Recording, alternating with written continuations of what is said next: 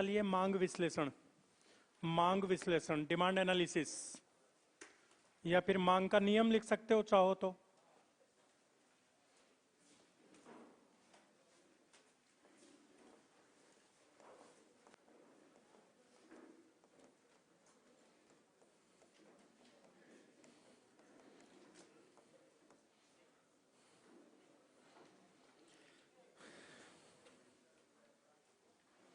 मांग विश्लेषण या मांग का नियम।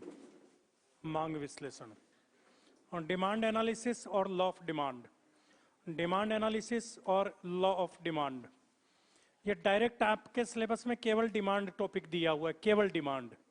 ठीक है, अपन उसके आगे विश्लेषण और जोड़ रहे हैं, कोई फर्क नहीं है, बिल्कुल जीरो से चलेंगे। ठीक है,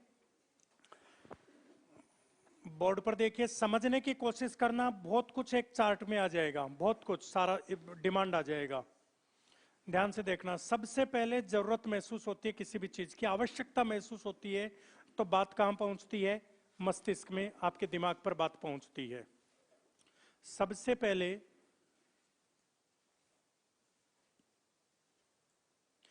पहले आवश्यकता महसूस होती है, तो बात कहां पहुंचती है? आपके मस्तिष्क में पहुंचती है। भूख लगी, भूख लगते ही बात कहां जाएगी? आपके मस्तिष्क में जाएगी, और मस्तिष्क क्रियाशील होगा, माइंड एक्टिवेट होगा। क्या होगा? मस्तिष्क क्रियाशील होगा। सबसे पहले यही एक्टिविटी होती है, श्योर। अब दिमाग में बातें आएंगी उसके सॉल्यूशन की। दिमाग काम करना शुरू करेगा। दिमाग में जो कुछ भी आएगा, जो कुछ भी दिमाग में आएगा, भले कुछ भी आए, उसको या तो बोलेंगे विचार, या उसको बोलेंगे भावनाएं। अब ध्यान से देखना, यदि आवश्यकता शारीरिक थी, भूख लगी, शारीरिक आवश्यकता है, भूख लगी शारीरिक आवश्यकता है, इसके लिए दिमाग में जो कुछ भी आएगा उसको बोलेंगे विचार। ठीक है, आपको किसी घर वालों की याद आ रही है, मन नहीं लग रहा है, तो आवश्यकता मानसिक है, वहां दिमाग में जो कुछ भी आएगा उसको बोलेंगे भावनाएं। आवश्यकता महसूस हुई, चाहे वो शारीरिक है चाहे मानसिक आवश्यकता है, आवश्यकता महसूस होते ही बात सबसे पहले कहां जाएगी? आपके माइंड में जाएगी, मस्तिष्क में जाएगी, और मस्तिष्क क्रियाशील होगा, माइंड एक्टिवेट होगा। माइंड एक्टिवेट होते ही उसमें उसके सॉल्यूशन की कुछ बातें आएंगी। कौन सी बातें आएंगी? या तो विचार, या तो भावनाएं। यदि आवश्यकताएं शारीरिक थी तो विचार आएंगे, यदि आवश्यकताएं मानसिक थी तो भावनाएं आएंगी। देखिए, भूख लगी, भूख लगी, भूख लगते ही क्या हुआ? भूख लगते ही क्या हुआ? मस्तिष्क क्रियाशील हुआ, और दिमाग में क्या आया? रोटी खा लूं, मैं रसगुल्ले खा लेता हूं, या पड़ोस में यहां शादी का टेंट लगा हुआ है, न्योता तो नहीं आया लेकिन जी में आता हूं, फिर पत्थर खा लूं। माइंड में देखो कुछ भी आ सकता है। अब समझना, आप कह रहे हो नहीं आएगा, माइंड में आ सकता है, लेकिन कुछ बातों को मन ने नहीं माना।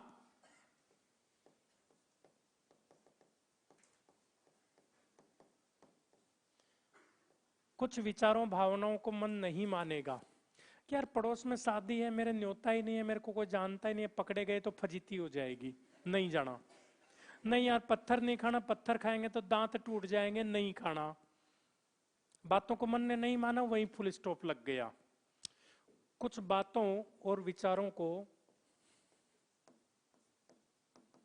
मन ने क्या कर लिया? एक्सेप्टेड बाय माइंड, मान लिया।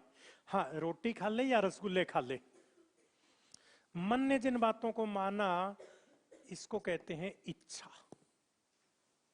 क्या कहते हैं जी? इच्छा। अब और आगे बढ़ो, मेरी इच्छा है कि मैं ताज होटल खरीद लूं। भाई, पैसा कमाना आवश्यकता है, दिमाग में बात आई, दिमाग में ताज होटल खरीद ले, मन ने मान लिया कि हाँ खरीद ले, मन क्यों मना करेगा? मन ने कहा खरीद ले, तो वो इच्छा हो गई। इच्छा है ना? अब इच्छा के बाद में पॉकेट की तरफ ध्यान देना पड़ेगा कि ये सपोर्ट कर रही है कि नहीं कर रही है। मतलब इच्छा पूर्ति के साधन आपके पास हैं कि नहीं है। इच्छा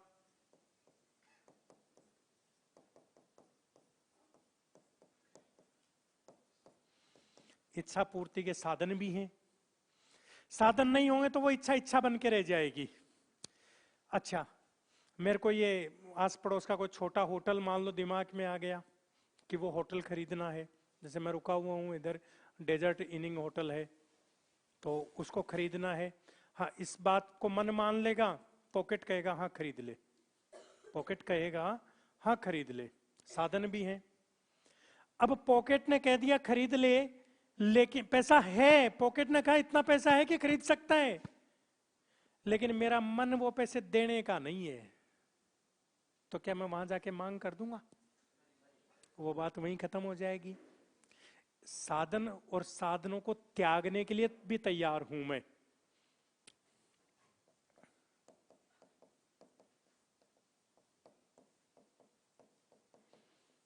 ये तीन चीजें जुड़ जाएं, इच्छा, इच्छा पूर्ति के साधन और साधनों को त्यागने की तैयार तत्परता, त्यागने के लिए भी तुम तैयार हो जाओ, तो ये इच्छा क्या बन जाएगी? ये बन जाएगी प्रभावपूर्ण इच्छा। इसको बोलेंगे प्रभावपूर्ण इच्छा। समझ में आ रही है मेरी बात? जिस इच्छा के को पूरी करने के लिए, जिस इच्छा को पूरी करने के लिए आपके पास साधन भी हैं और वो साधन आप त्यागने के लिए तैयार भी हो, तो वही इच्छा क्या बन जाती है? प्रभावपूर्ण इच्छा। प्रभावपूर्ण इच्छा को ही क्या कहते हैं? इसी को आवश्यकता कहते हैं अर्थशास्त्र में। क्या कहते हैं इसको? आवश्यकता। हर एक इच्छा आवश्यकता नहीं होती, हर विचार इच्छा नहीं होता, हर एक इच्छा आवश्यकता नहीं होती है। क्लियर? अब आवश्यकता का अध्ययन यदि दो आधार पर किया जाए, समयावधि और निश्चित कीमत पर किया जाए, इसका अध्ययन समयावधि और एक निश्चित कीमत पर किया जाए, तो ये क्या बन जाएगी? इसको कहेंगे मांग। ध्यान से देखना, मेरी इच्छा हुई रसगुल्ले खाने हैं, फिर बात आई, मन ने मान लिया कि हाँ खा ले, आवश्यकता महसूस हुई, भूख हुई, तो भूख लगी, तो बात दिमाग में गई, दिमाग में आया रसगुल्ले खा ले, मन ने का मान लिया कि हाँ खा ले, वो क्या बन गई? इच्छा। रसगुल्ले खाने के लिए 100 रुपए जेब में है और वो 100 रुपए में रसगुल्ले खाने के बदले देने को भी तैयार हूं, साधन भी है, साधनों को त्यागने की तत्परता भी है, तो वो क्या बन गई? प्रभावपूर्ण इच्छा कह दो या आवश्यकता बन गई। उस आवश्यकता का अध्ययन निश्चित कीमत पर करें, निश्चित कीमत पर। अब एक बात बताओ, अगर रसगुल्ले की कीमत 10 रुपए है तो मैं कितने रसगुल्लों की मांग करूंगा? 10 की कर सकता हूं। रसगुल्ले की कीमत 12.5 रुपए हो गई तो मैं अब कितने खरीद सकता हूं? 8। मैं ये नहीं कह सकता कि मैं 10 रसगुल्लों की मांग करूंगा, मैं ये कह सकता हूं 10 रुपए कीमत पर 10 रसगुल्लों की मांग करूंगा। समझ में आ रही है मेरी बात? क्योंकि कीमत 12.5 होते ही मैं 10 की मांग कर ही नहीं सकता। इसलिए मैं ये कहूं कि मैं 10 रसगुल्लों की मांग करूंगा, मैं ये कहूं कि मैं 10 रसगुल्लों की मांग करूंगा, तो ये तो आधा अधूरा वाक्य हुआ, आधा अधूरा वाक्य हुआ ना। मैं ये कह दूं कि मैं 10 रुपए कीमत पर 10 रसगुल्लों की मांग करूंगा, ये पूरा वाक्य हुआ। क्लियर? क्योंकि मैं 10 रसगुल्लों की मांग करूंगा, ये बात कीमत 10 रुपए है तब तो सही है, लेकिन कीमत 12.5 होते ही ये बात सही नहीं है। तो मांग का संबंध एक निश्चित कीमत से होता है। मांग तब सार्थक मांग होती है जब उसका अध्ययन एक निश्चित कीमत पर किया जाए या उसकी अभिव्यक्ति एक निश्चित कीमत पर की जाए। क्लियर? अच्छा, आपके घर में कितने मेंबर हैं बाबू? कितने मेंबर हैं? 3 मेंबर हैं। खड़े हो जाओ। इनके घर में 3 मेंबर हैं। कितने मेंबर हैं? 3 मेंबर हैं। महीने भर की और कितना गेहूं लगेगा? 50 किलो बहुत है। 50 किलो बहुत है। अपने एक अंदाजा ही तो ले रहे हैं, कौन सा तोल के थोड़ी दे रहे हैं कि उसमें काम चलाना है। 50 किलो गेहूं लगेगा महीने भर का, वैसे लगेगा नहीं 50 किलो, महीने भर का नहीं लगेगा, 30 भी नहीं लगेगा, 3 आदमियों में 30 भी नहीं लगेगा महीने भर का। 1 किलो रोज का, 333 ग्राम एक आदमी का। आपको लग रहा है ऐसा इतना खा जाएगा? भाई बाड़मेर वाले ज्यादा खाते हो तो पता नहीं, मैं तो मान लेता हूं, मेरे क्या लगता है 30 किलो गेहूं लगेगा, है ना, एक महीने रोजाना का। अब ये क्या है कि पैसे वाले आदमी है, इसलिए साल भर का एक साथ खरीद लेते हैं, यानी साल महीने भर का 1 क्विंटल गेहूं लगेगा, ये मान लो महीने भर का 1 क्विंटल, तो साल भर का महीने भर का 30 किलो, सॉरी, तो साल भर का कितना हो गया? 3.5 क्विंटल। ये पैसे वाले हैं 3.5 क्विंटल एक साथ खरीद लेंगे। मेरे घर में हमें 8 आदमी हैं, 9 आदमी हैं,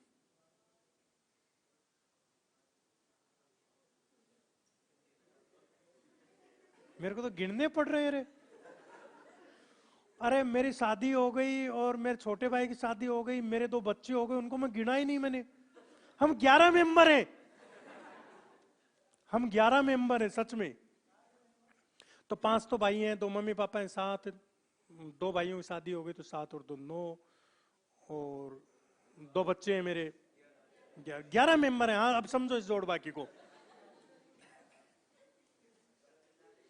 11 आदमी है। अब सुनो तो 3 के लिए 30, 3 के लिए 3.5 क्विंटल था साल भर का, ये एक साथ साल भर का खरीद लिया इन्होंने।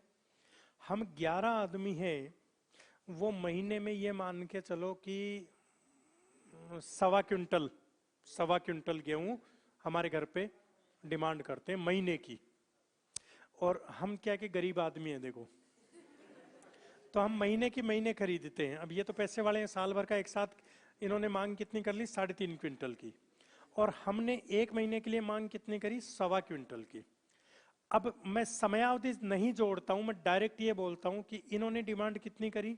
3.5 क्विंटल, और हमने डिमांड कितनी करी? 1.25 क्विंटल। तो डिमांड किसकी ज्यादा है? इसकी हो गई ना, इस भाई के परिवार की मांग ज्यादा हो गई। जबकि वास्तव में देखो किसकी ज्यादा है? हमारे घर के, हमारे परिवार की मांग ज्यादा है। समझ में आ गई? तो जब तक समयावधि नहीं बताओगे तब तक मांग सार्थक नहीं होगी, मांग का अर्थ सही नहीं निकलेगा, भ्रामक तथ्य सामने आएंगे। अगर समयावधि नहीं बताओगे तो ये कहोगे कि इनकी मांग ज्यादा है, समयावधि बता दोगे तो क्या होगा? नहीं नहीं नहीं, हमारी मांग ज्यादा है, होगा ना। तो मांग का संबंध निश्चित कीमत पर और निश्चित समयावधि पर से होता है, यानी मांग का अध्ययन निश्चित कीमत और निश्चित समयावधि पर किया जाता है। ध्यान से देखना, सबसे पहले मस्तिष्क क्रियाशील होगा, दिमाग में जो भी आएगा उसको क्या बोलेंगे? विचार और भावनाएं। जिन विचारों को मन ने नहीं माना वो वहीं खत्म हो जाएंगे, जिन विचारों भावनाओं को मन ने मान लिया वो क्या बन जाएगी? इच्छा। इच्छा पूर्ति के साधन भी आपके पास और साधनों को त्यागने के लिए तत्पर भी आप रहे हैं, तो वही इच्छा क्या बन जाएगी? प्रभावपूर्ण इच्छा। प्रभावपूर्ण इच्छा को ही क्या कहते हैं? आवश्यकता। एक आवश्यकता का अध्ययन एक निश्चित समयावधि और निश्चित कीमत पर किया जाए तो वो क्या हो जाएगी? मांग। कोई दिक्कत है यहां तक? पक्का कोई दिक्कत नहीं है? इसको यहां तक हूबहू लिख लो, ताकि इसमें से जो जो चीजें बने मैं आपको बता देता हूं। अब इसको शब्द देकर के लैंग्वेज में लिखवा दूंगा आपको अभी।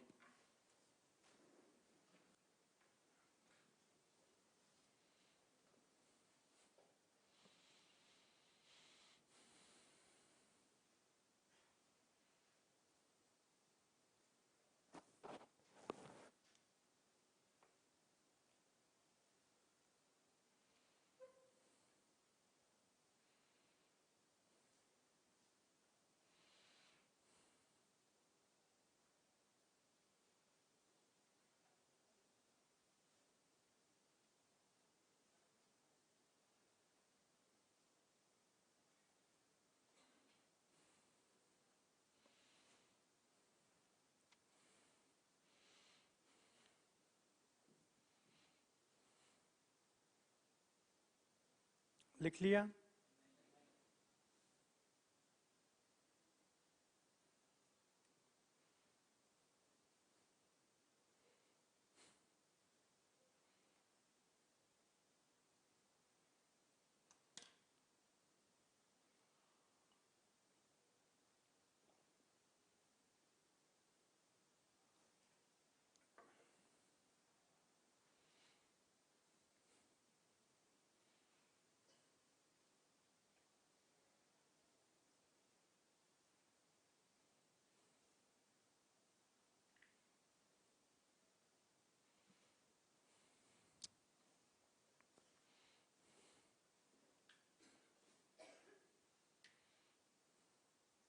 जल्दी करके लिखो भाई। प्रभावपूर्ण इच्छा को क्या कहते हैं? आवश्यकता। और आवश्यकता का अध्ययन एक निश्चित कीमत पर दी गई समयावधि के लिए किया जाए तो वो क्या बन जाती है? मांग। यानी मांग के लिए इच्छा और इच्छा के साथ योग्यता दोनों का होना जरूरी है। योग्यता में क्या? योग्यता में क्या?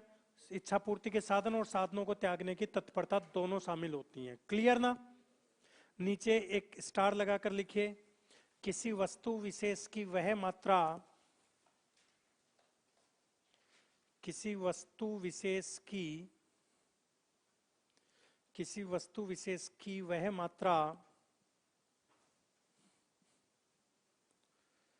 जिसे एक उपभोक्ता, किसी वस्तु विशेष की वह मात्रा जिसे एक उपभोक्ता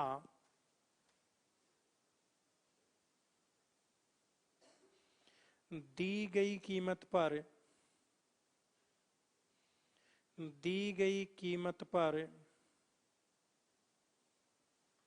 एक निश्चित समयावधि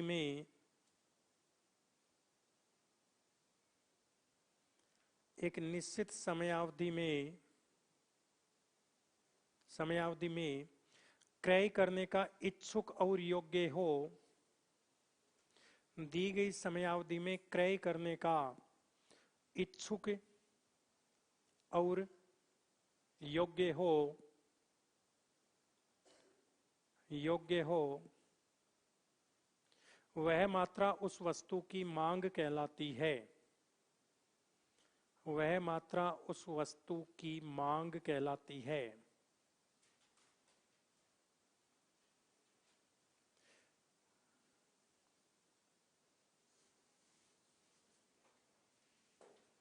समझ में आ गई बात?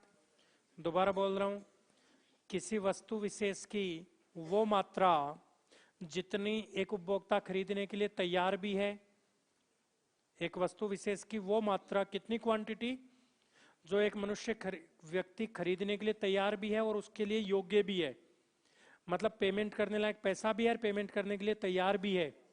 समझ में आ गई बात?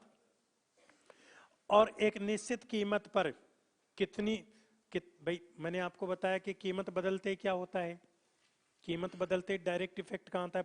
पॉकेट पर, साधनों पर। और साधनों पर इफेक्ट आते ही अब मात्रा प्रभावित होती है। तो निश्चित कीमत बतानी पड़ेगी कि मांग इतनी कीमत पर इतनी है, मांग इतनी समयावधि में इतनी है। तो कीमत और समयावधि साथ में बताओगे तो ही मांग सार्थक होगी, वरना सार्थक नहीं होगी, वरना आधा अधूरा तात्पर्य निकलेगा उसका। बात समझ में आ रही है? तो किसी वस्तु विशेष की वह मात्रा जो एक उपभोक्ता द्वारा निश्चित कीमत पर दी गई समयावधि में उपभोक्ता क्रय करने का इच्छुक भी हो, इच्छा भी होनी चाहिए और समर्थ भी होना चाहिए, वो उस वस्तु की मांग कहलाएगी। बात समझ में आ गई?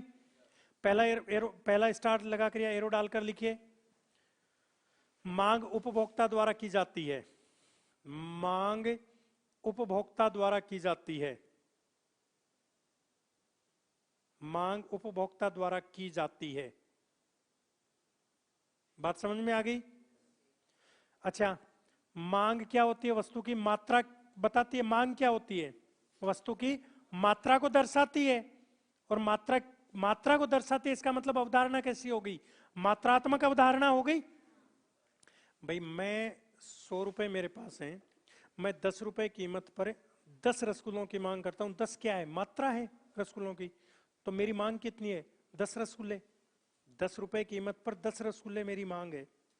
समझ में आ गई मेरी बात? ये क्या है? ये मात्रा है। तो मांग कैसी अवधारणा है? मात्रात्मक अवधारणा है। ठीक है, अगला एरो डालकर लिखो, मांग मात्रात्मक अवधारणा होती है। मात्रात्मक अवधारणा होती है।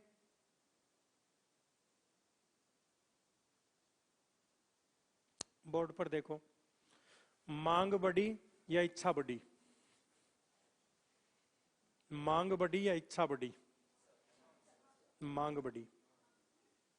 मांग बढ़ी क्योंकि मांग में इच्छा के साथ साथ इच्छा पूर्ति के साधन, साधनों को त्यागने की तत्परता, समयावधि और कीमत, 4 तत्व और मिलकर के मांग बनी है। हर एक इच्छा मांग नहीं होती है। लेकिन हर एक मांग के लिए इच्छा का होना जरूरी है।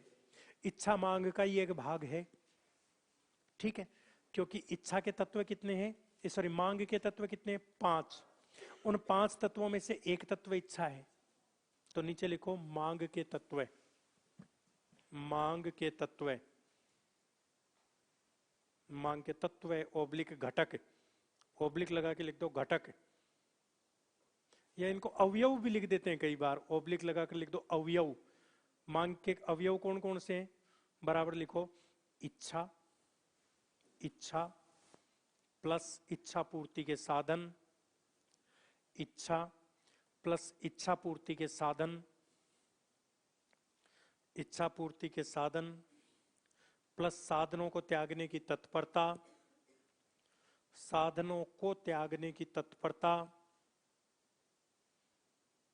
त्यागने की तत्परता प्लस समयावधि,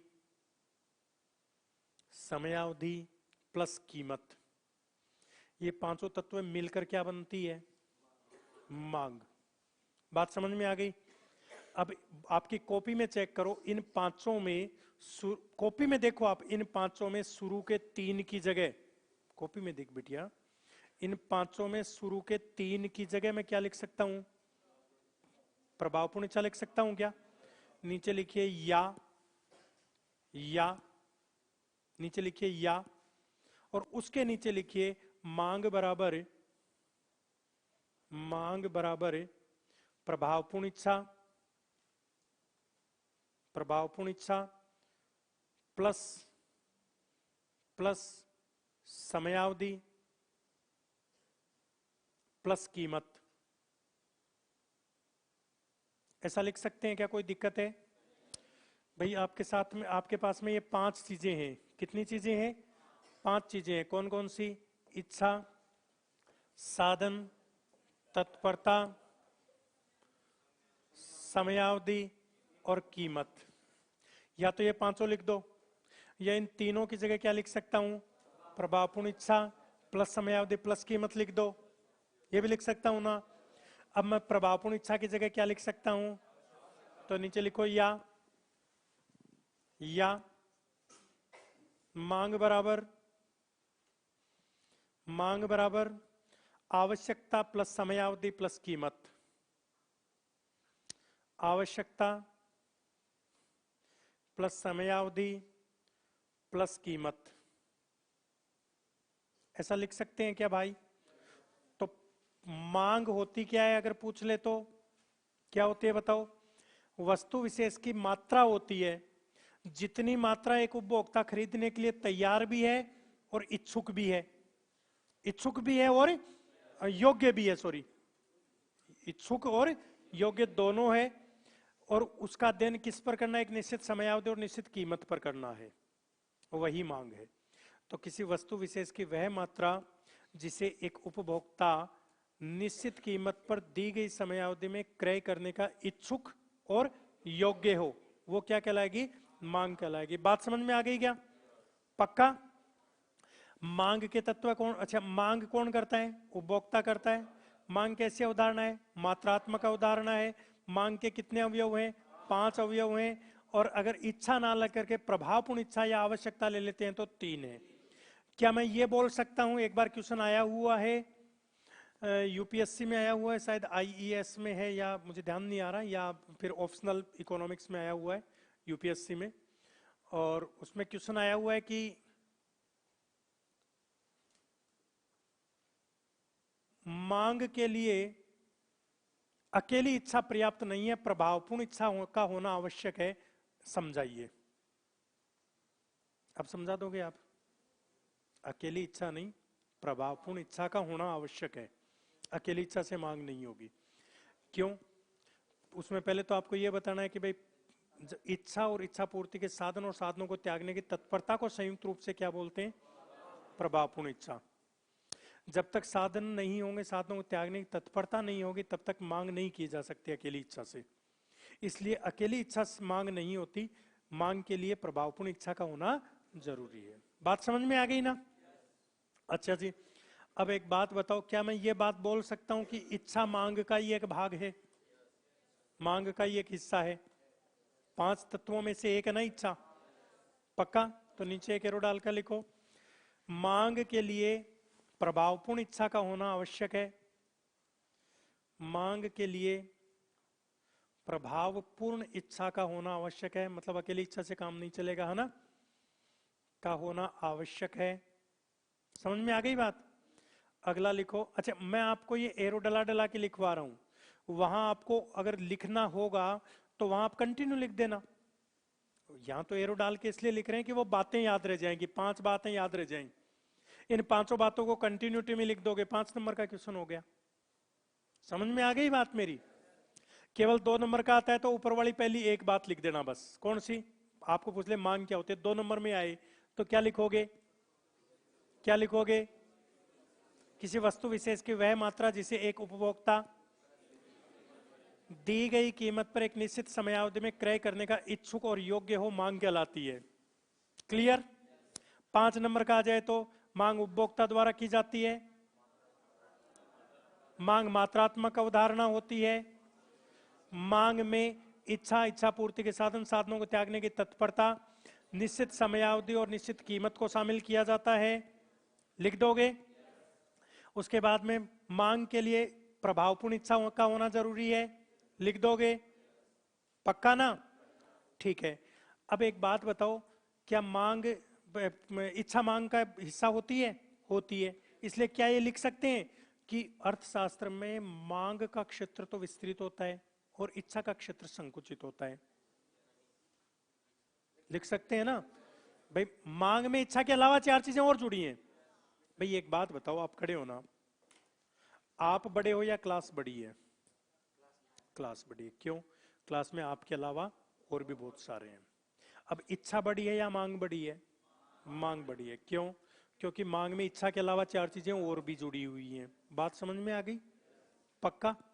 तो अर्थशास्त्र में मांग का क्षेत्र विस्तृत होता है, इच्छा का क्षेत्र संकुचित होता है। क्यों? क्योंकि इच्छा मांग का ही एक हिस्सा होती है। लिखो, अर्थशास्त्र में मांग का क्षेत्र विस्तृत होता है,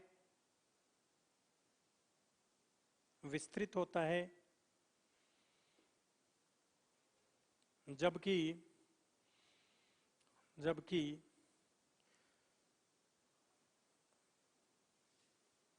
इच्छा का क्षेत्र संकुचित होता है। इच्छा का क्षेत्र संकुचित होता है क्योंकि इच्छा मांग का ही एक भाग है। इच्छा मांग का ही एक भाग है।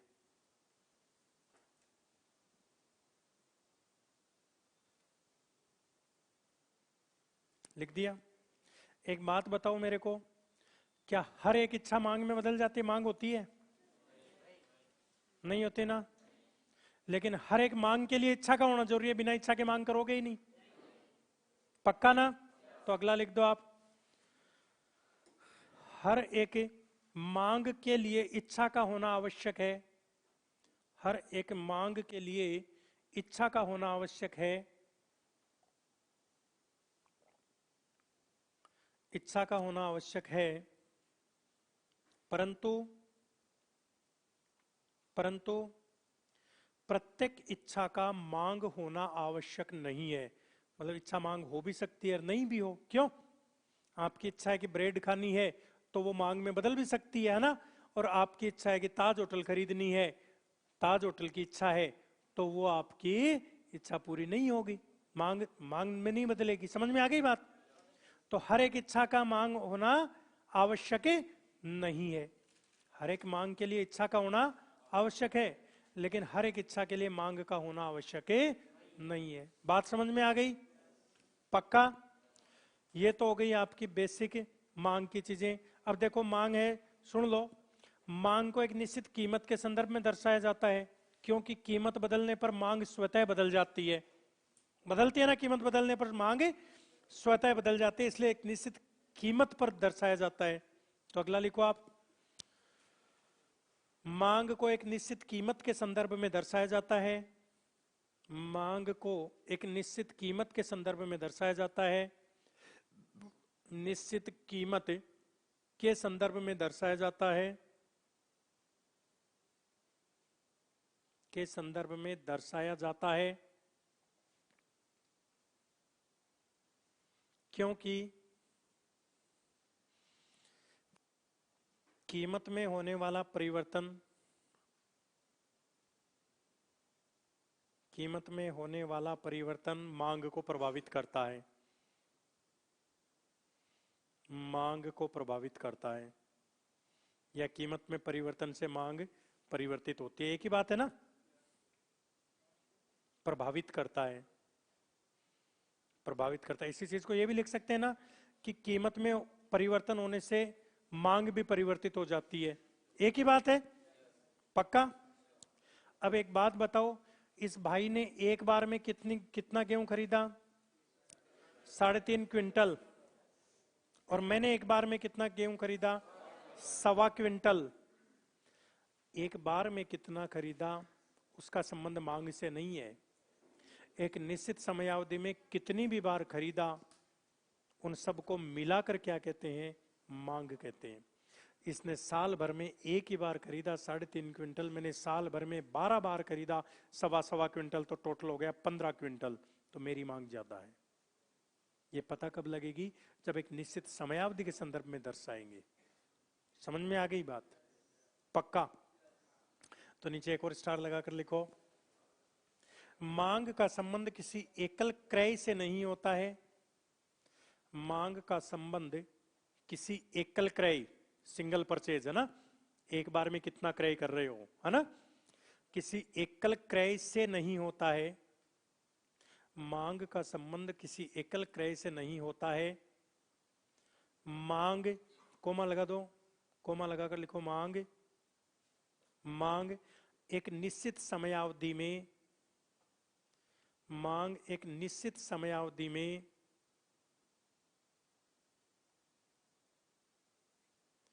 निश्चित समयावधि में किए गए, निश्चित समयावधि में किए गए विभिन्न क्रयों, विभिन्न क्रयों, मैंने 12 बार क्रय किया ना, वो क्या हो गए? विभिन्न क्रय हो गए।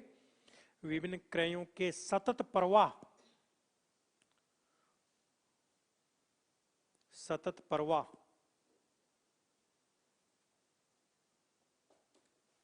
से संबंधित होती है, से संबंधित होती है।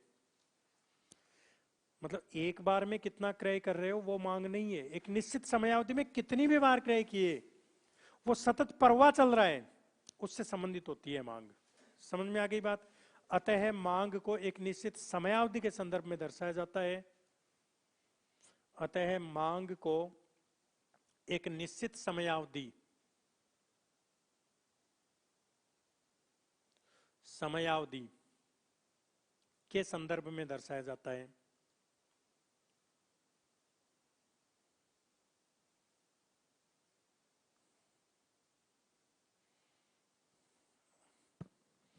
लिख दिया, बोर्ड पर देखना, ध्यान से देखना।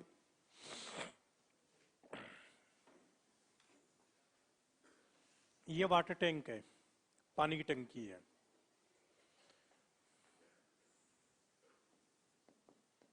शाम को 3 बजे इसमें इतना पानी था, 3 बजे इसमें इतना पानी था। अब आपने बोरवेल ऑन कर दिया पानी इसमें भरने के लिए,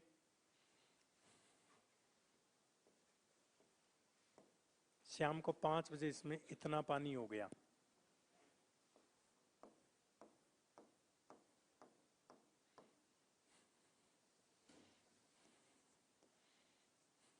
तीन 3000 मान लो लीटर था, अब कितना हो गया?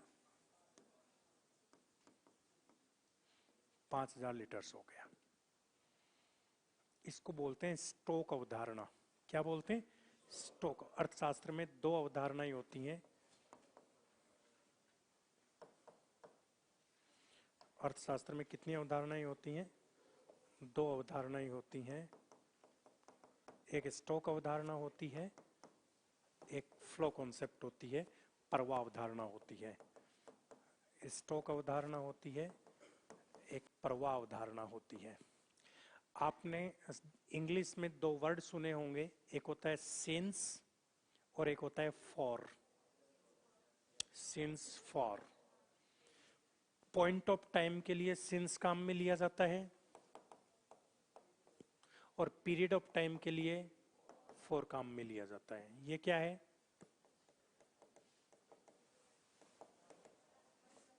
Point of time. और ये क्या है? Period of time. ठीक है। अर्थशास्त्र में पॉइंट ऑफ टाइम के लिए क्या काम, इंग्लिश में क्या काम में लेते हैं? सिंस। 2012 से ऐसा हो रहा है, सिंस 2012। पिछले 6 साल से ये हो रहा है, फॉर लास्ट 6 इयर्स। सिंस और फॉर समझ में आ रहा है? 6 साल अवधि है, 2012 क्या है? पॉइंट ऑफ टाइम है, समय का एक निश्चित बिंदु है। समझ में आ रही है बात? अर्थशास्त्र में पॉइंट ऑफ टाइम के लिए स्टॉक यूज लिया जाता है। 3 बजे 3000 लीटर वाटर था, 3 बजे 3000 लीटर पानी था। ये क्या है? स्टॉक अवधारणा, स्टॉक कॉन्सेप्ट। समझ में आ रही है? 5 बजे 5000 लीटर पानी था, स्टॉक अवधारणा। लेकिन 2 घंटे में कितना? 2000 लीटर पानी भर गया। ये क्या है? प्रवाह अवधारणा। बात समझ में आ गई? पॉइंट ऑफ टाइम के लिए इंग्लिश में सिंस यूज करते हैं, अपन अर्थशास्त्र में स्टॉक कॉन्सेप्ट यूज करेंगे। पीरियड ऑफ टाइम के लिए इंग्लिश में जहां फॉर यूज करते हैं, अपन इंग्लिश में फ्लो यानी प्रवाह अवधारणा यूज करेंगे। अब बताइए, मांग स्टॉक अवधारणा है या प्रवाह अवधारणा है? प्रवाह अवधारणा है। एक बार में कितना खरीदा वो मांग नहीं होती, एक निश्चित समयावधि में कुल कितनी भी बार खरीदा, कुल कितनी मांग करी, वो मांग होती है। Is this clear? मैंने आपको क्या लिखवाया? मांग का संबंध किसी एकल क्रय, सिंगल परचेज से रिलेटेड नहीं होती है डिमांड। मांग का संबंध एक निश्चित समयावधि में कितनी भी बार क्रय किया हो, किए गए विभिन्न क्रयों के सतत प्रवाह, कंटिन्यू जो फ्लो बना हुआ है, उससे संबंधित होती है मांग। ये लिखवाया। अतः मांग को आप ये नहीं कह सकते कि इनकी मांग 3.5 क्विंटल है, मेरी मांग 1.25 क्विंटल है। आप ये कह सकते हो कि 1 वर्ष की समयावधि में इनकी मांग 3.5 क्विंटल है और मेरी मांग 1 वर्ष की समयावधि में 15 क्विंटल है, या 1 महीने की समयावधि में 1.25 क्विंटल है। यानी मांग को जब भी आप शो करोगे, you have to show demand with the certain period of time. आपको एक निश्चित समयावधि साथ में बतानी पड़ेगी कि मांग इतनी अवधि में इतनी मांग हुई है। ये नहीं कह सकते इतनी बजे इतनी मांग हुई या इस तारीख को इतनी मांग हुई, ऐसा नहीं कह सकते। इतनी अवधि के लिए इतनी मांग हुई है। Is this clear? और जहां बात पॉइंट ऑफ टाइम के नहीं आकर के पीरियड ऑफ टाइम की आती है, वो अवधारणा कैसी होती है? प्रवाह अवधारणा। आपने क्या लिखा अभी? मांग का संबंध किसी एकल क्रय से नहीं होता, मांग एक निश्चित समयावधि में किए गए विभिन्न कार्यों के सतत प्रवाह से संबंधित होती है। अतः मांग को एक निश्चित समयावधि के संदर्भ में दर्शाया जाता है। लिख दिया? नीचे एक और स्टार लगाकर लिख दो, मांग एक प्रवाह अवधारणा होती है। मांग एक प्रवाह अवधारणा होती है। Demand is a flow concept. Demand is a flow concept. मांग एक प्रवाह अवधारणा होती है। मांग एक प्रवाह अवधारणा होती है। मांग के बारे में 10 नंबर तक का क्वेश्चन बन गया आपके पास। 2 नंबर का क्वेश्चन है तो ऊपर की एक ही बात में काम हो जाएगा। 5 नंबर का है तो ऊपर की 4 बातें लिखनी है। 10 नंबर का क्वेश्चन है तो सारी 8 बातें लिख देना है। बात खत्म। 1 मिनट के अंदर आप एक बार डिमांड वाले टॉपिक की रीडिंग मारिए। अभी लगभग 1.25 पेज हुआ आपके पास। 1 मिनट में रीडिंग मारिए। रीडिंग मारते हुए देखिए कि वो सारे एग्जाम्पल दिमाग में आ रहे हैं क्या, जो अभी मैंने बताया आपको। रिकॉल हो रहा है क्या सारा? रट्टा तो नहीं मारना पड़ेगा मतलब। मैडम आप अभी आए हैं जस्ट, तो फिर आपको 5 मिनट बाद में समझ में आने लगेगा, क्योंकि ये लास्ट पॉइंट चल रहा था इस टॉपिक का, मतलब डिमांड क्या होती है उसका आ जाएगा, लेकिन 2 मिनट बाद। आप जितना जल्दी हो सके रीडिंग मारिए, और रीडिंग मारते हुए चेक करिए, देखें आपके दिमाग में वो सारे एग्जाम्पल्स आ रहे हैं क्या। नाम पढ़ते ही, प्रवाह नाम आते ही देखें दिमाग में आ रहा है कि प्रवाह अवधारणा कौन सी होती है। फिर देखें आ रहा है क्या कि समयावधि में क्यों दर्शाया जाता है, फिर कीमत पे क्यों दर्शाया जाता है। Because the changes of prices will be changes automatically they demand.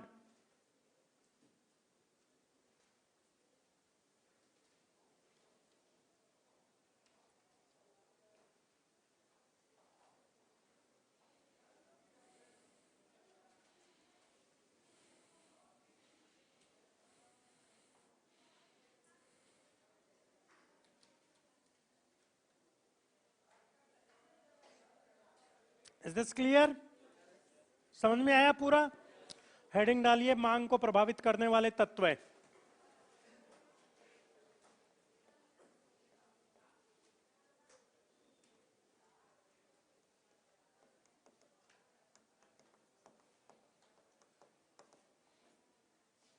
मांग को प्रभावित करने वाले तत्व है। Factors affecting to demand, factors affecting to demand, आप भी लिख लीजिए, कोई बात नहीं, आप समझ लीजिए, इनके पास लिखा हुआ होगा वो दे देंगे आपको, कोई दिक्कत नहीं, आप समझ लीजिए। मांग को प्रभावित करने वाले तत्व, फैक्टर्स इफेक्टिंग टू डिमांड। एक बात बताओ मने, ई कमरा को टेम्परेचर कई बातों पर निर्भर करे है। इस कमरे का टेम्परेचर कई बातों पर निर्भर करता है। पहली बात, मौसम सर्दी का है या गर्मी का है। दूसरी बात, बादल हो रहे हैं या नहीं हो रहे हैं। तीसरी बात, इसके अंदर 1-2 आदमी बैठे हैं या ज्यादा बैठे हैं। चौथी बात, इसके अंदर कोई हीटर या एसी या एयर कूलर या पंखा लगा रखा है कि नहीं लगा रखा है। अच्छा, इसमें वेंटिलेशन का सिस्टम है कि नहीं है। इस रूम का टेम्परेचर कई सारी बातों पे निर्भर करता है। जब एक छोटी सी चीज है इस रूम का टेम्परेचर, वो कई सारी बातों पे निर्भर करता है। जैसे मैंने अभी थोड़ी देर पहले बताया था कि आप सुंदर हो कि नहीं हो, बहुत सारे तत्वों पे निर्भर करता है। सुबह नहाए कि नहीं नहाए, कपड़े कैसे पहने, नहाए तो साबुन कौन सी लगाई, लगाई कि नहीं लगाई, और नहा लिए उसके बाद में आपने क्रीम व्रीम कौन सी लगाई है, और फिर वो कॉस्मेटिक आइटम्स यूज किया कि नहीं किया है, कपड़े कैसे पहने, आपकी हाइट वाइट लंबाई चौड़ाई आपके चेस्ट की कैसी है, फिर आपका फेस कट कैसा है, फिर आपका कलर कैसा, बहुत सारी बातों पे निर्भर करता है ना, करता है ना।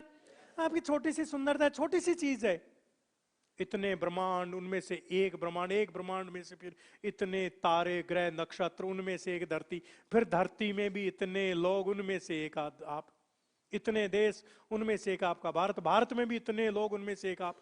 आपकी सुंदरता अगर इतनी निर्भर करती है, इतने तत्वों पर निर्भर करती है, तो बताइए आप, मांग छोटी सी चीज नहीं है, पूरी इकोनॉमी डिफाइन करती है मांग और पूर्ति। मैंने शुरू में क्या बताया था, पूरी की पूरी इकोनॉमी किस पर घूमती है, मांग और पूर्ति पर घूमते हैं। और मांग और पूर्ति किस पर घूमते हैं, मुद्रा की मात्रा पर घूमते हैं। तो मुद्दा कहां से उठता है, धन से उठता है। मुद्दे सारे के सारे जितने भी इकोनॉमिक जो इश्यूज होते हैं वो सारे कहां से उठते हैं, मुद्रा की मात्रा। तो सोचो, पूरी इकोनॉमी जिस दूरी पे घूम रही है मांग पे, वो मांग को प्रभावित करने वाले तो बहुत सारे तत्व होंगे। उनमें से सबसे पहला तत्व लिखिए, वस्तु की कीमत।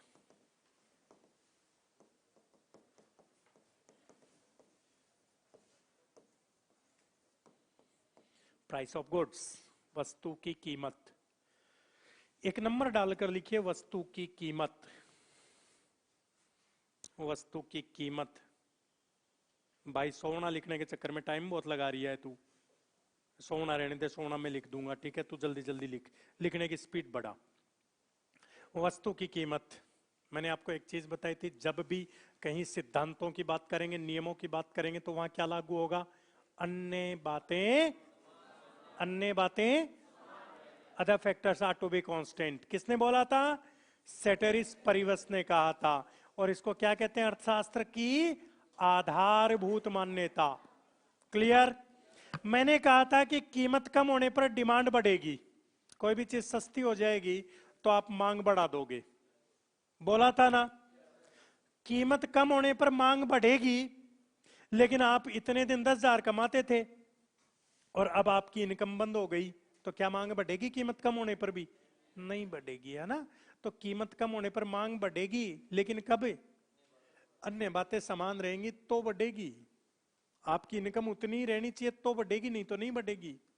समझ में आ गई मेरी बात? कीमत कम होने पर मांग बढ़ेगी। अब इतनी सर्दी में कीमत फ्रिज की कम है, क्या मांग बढ़ रही है? एसी की कीमत कम है, क्या बढ़ रही है मांग? क्यों? पर्यावरण चेंज हो गया, जलवायु चेंज हो गई। अन्य बातें समान रहेंगी तो कीमत कम होने पर मांग बढ़ेगी और कीमत बढ़ने पर मांग कम होगी। जहां भी एक तत्व बढ़ने पर दूसरा कम हो, एक कम होने पर दूसरा बढ़े, उसको बोलते हैं अप्रत्यक्ष या विपरीत या नकारात्मक या ऋणात्मक संबंध बोलते हैं। ठीक है, तो नीचे लिखो, इसी में आगे डेस लगा के लिख दो। क्या लिखा आपने? वस्तु की कीमत, उसके आगे डेस लगा कर लिखो, अन्य बातें समान रहने पर, अन्य बातें समान रहने पर, अन्य बातें समान रहने पर एक वस्तु की कीमत, एक वस्तु की कीमत तथा मांग मात्रा में, मांग मात्रा में नकारात्मक ओब्लिक ऋणात्मक ओब्लिक विपरीत ओब्लिक अप्रत्यक्ष संबंध होता है, संबंध होता है। अब के बाद में इनमें से कोई सा भी एक नाम बोलूं, समझ जाओगे ना? पक्का ना? ये हो गई अर्थशास्त्र की लैंग्वेज। अब सिंबलिक लैंग्वेज में इसी चीज को लिखवाऊंगा मैं। प्राइस बढ़ी तो डिमांड कम, प्राइस कम हुई तो डिमांड ज्यादा, ऐसा लिख दो और बॉक्स में बंद कर दो। मैंने जो अभी आपको वर्डिंग देकर लिखवाया, उसी चीज को सिंबलिक लैंग्वेज में कैसे लिखेंगे? P फॉर प्राइस बढ़ रही है तो D फॉर डिमांड, और P फॉर प्राइस कम हो रही है तो D फॉर डिमांड। पक्का? पक्का? इसी चीज को अगर 5 नंबर में लिखना हो तो नीचे ये भी लिख सकते हो ना, अर्थात वस्तु की कीमत बढ़ने पर उसकी मांग मात्रा कम होगी और वस्तु की कीमत कम होने पर उसकी मांग मात्रा बढ़ेगी। इसको लैंग्वेज देके लिख सकते हो ना? कोई दिक्कत है क्या? पक्का कोई दिक्कत नहीं है ना? अरे पक्का कोई दिक्कत नहीं है ना? नीचे लिखो अर्थात, अर्थात किसी वस्तु की कीमत बढ़ने पर उसकी मांग मात्रा कम होगी, बढ़ने पर उसकी मांग मात्रा कम होगी, तथा कीमत कम होने पर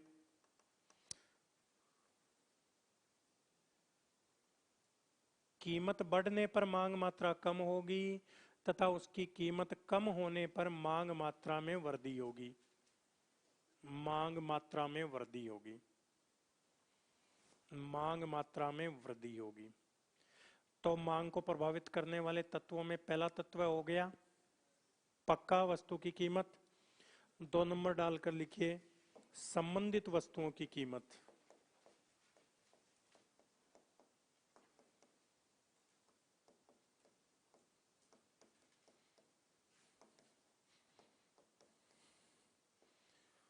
संबंधित वस्तुओं की कीमत, the price of related goods की बात कर रहा हूं। एक बात बताओ रे, सही सही बताइयो कि आप नीचे रोड पे जा रहे थे, किसी का एक्सीडेंट हो गया, किसी का एक्सीडेंट हो गया, किसी का हो गया। अगर आप उसको नहीं जानते हो तो आपको ना तकलीफ होगी ना खुशी होगी, उससे आपका कोई संबंध नहीं है, तो ना तकलीफ होगी ना खुशी होगी। सही बात है क्या? अगर आपका वो दोस्त था, रिश्तेदार था, मतलब आपका उसके साथ प्रेम का व्यवहार था, तो उसको देखकर आपको तकलीफ होगी उसके गिरने से। अगर वो आपका दुश्मन था तो राजीव होगा, ओहो आज निपट गो काम। ऐसा ही होता है ना। अब एक बात बताओ, अगर एक वस्तु दूसरी वस्तु से संबंधित नहीं होती है, एक वस्तु दूसरी वस्तु से संबंधित नहीं होगी, तब तो एक वस्तु की कीमत का दूसरी वस्तु की मांग पे कोई फर्क नहीं पड़ेगा, पक्का ना। तो यहां यह देखना जरूरी है। देखो पहले पॉइंट में क्या लिखा था, एक वस्तु की कीमत और उसी वस्तु की मांग, नकारात्मक संबंध। अब क्या देख रहे हैं, एक वस्तु की कीमत और दूसरी वस्तु की मांग। भाई संबंधित वस्तु की कीमत बोला है ना, मतलब उसकी मांग, उस वस्तु की मांग संबंधित वस्तु की कीमत से भी प्रभावित होती है, ये देख रहे हैं। तो संबंध कितने प्रकार के होते हैं, दो। संबंध कितने प्रकार के होते हैं, दो। तो संबंधित वस्तुएं भी कितने प्रकार की होती हैं, दो प्रकार की। तो नीचे एक एरो डालकर लिखो, संबंधित वस्तुएं दो प्रकार की होती हैं। संबंधित वस्तुएं दो प्रकार की होती हैं। वस्तुएं दो प्रकार की होती हैं। लिख दिया। एक नंबर डालकर लिखिए,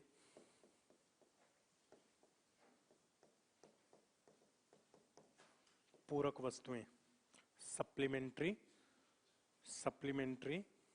गुड्स। पूरक वस्तुएं दो प्रकार की होती हैं। एक नंबर पे कौन सी होती हैं, पूरक वस्तुएं, और डैश लगाओ। अब एक बात बताओ, पूरक वस्तुएं कौन सी होती हैं, सुन लो एक बार। जब दो वस्तुओं का उपभोग एक साथ किया जाए, जब दो वस्तुओं का उपयोग या उपभोग एक साथ किया जाए, तो वे दोनों वस्तुएं एक दूसरे की पूरक वस्तुएं होंगी। दाल और चूरमा, दाल और चावल, चाय और चीनी, चाय और दूध, क्या है ये, पूरक वस्तुएं। कार और पेट्रोल, स्याही और पेन, पेन और कॉपी, क्या है ये, पक्का ना। नीचे लिखिए, इसी में पूरक वस्तुओं में आगे डैश लगाकर लिखिए, किन्हीं दो वस्तुओं का उपयोग एक साथ किया जाता हो,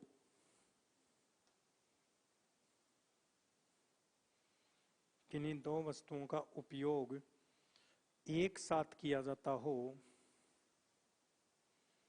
एक साथ किया जाता हो, तो वे दोनों वस्तुएं एक दूसरे की पूरक वस्तुएं होंगी। तो वे दोनों वस्तुएं एक दूसरे की पूरक वस्तुएं होंगी, एक दूसरे की पूरक वस्तुएं होंगी। बात समझ में आ गई। इसके आगे लिखो, जैसे ये मेंस का टॉपिक है इसलिए लिखवा रहा हूं ज्यादा, है ना। ये मेंस में लिखा है, आपके आपके मेंस के सिलेबस में लिखा है क्या, मांग, आपूर्ति और कीमत प्रबंधन लिखा हुआ है ना। तो मांग पढ़ रहे हैं, फिर पूर्ति पढ़ेंगे, फिर कीमत प्रबंधन पढ़ेंगे। जैसे चाय और चीनी, डैश लगा दो बीच में, चाय चीनी, है ना, कोमा। कार पेट्रोल, पेन और स्याही, कॉपी और पेन, कॉपी और पेन, लिख दिया। ये उसके उदाहरण है। और सेकंड इसमें लिखिए आप, स्थानापन्न या प्रतिस्थापन वस्तुएं।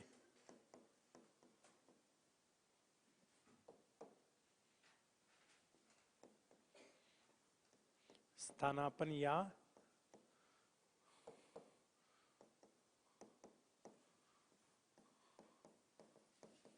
प्रतिस्थापन वस्तुएं।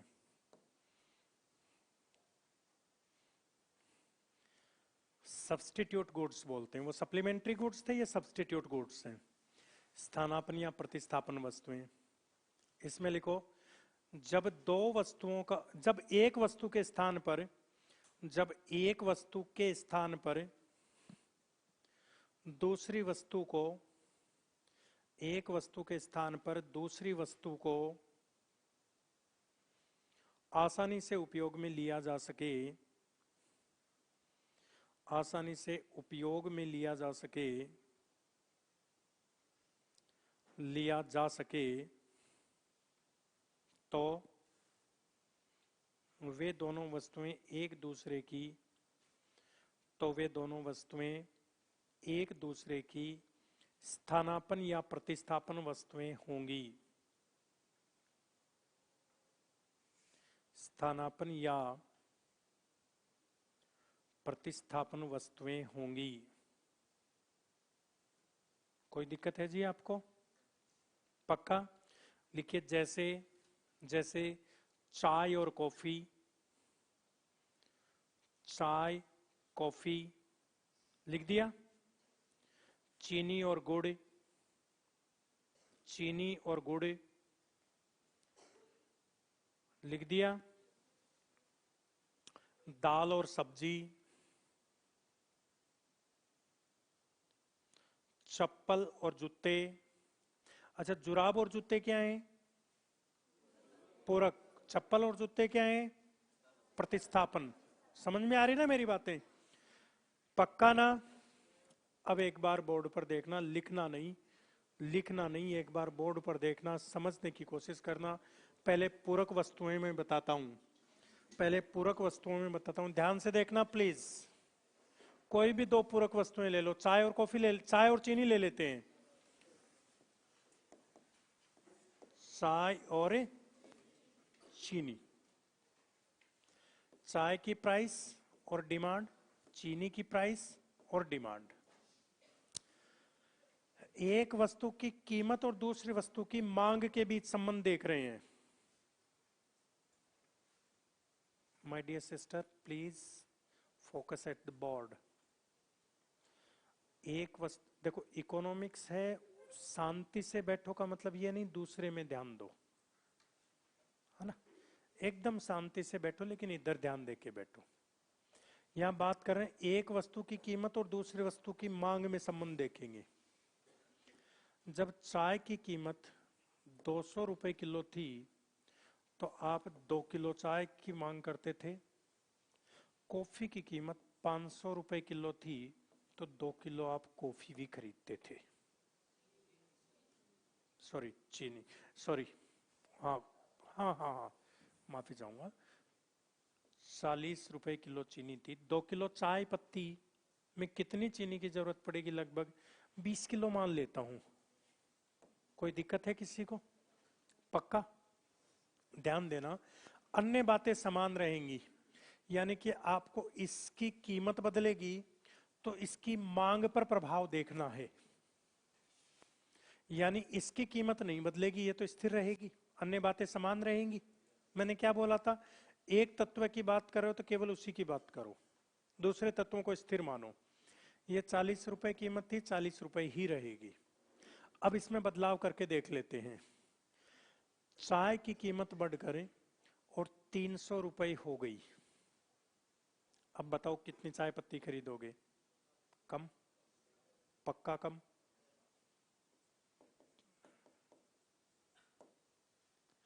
2 किलो चाय पत्ती के लिए कितनी चीनी की जरूरत थी? 1.5 किलो चाय पत्ती के लिए कितनी लगेगी? पक्का ना? एक वस्तु एक्स वस्तु है, उसकी प्राइस बढ़ी तो दूसरी वस्तु वाई वस्तु है, उसकी डिमांड क्या हो गई? यदि वो दोनों वस्तुएं कैसी हैं? पूरक वस्तुएं हैं। तो ये दोनों कैसी हैं?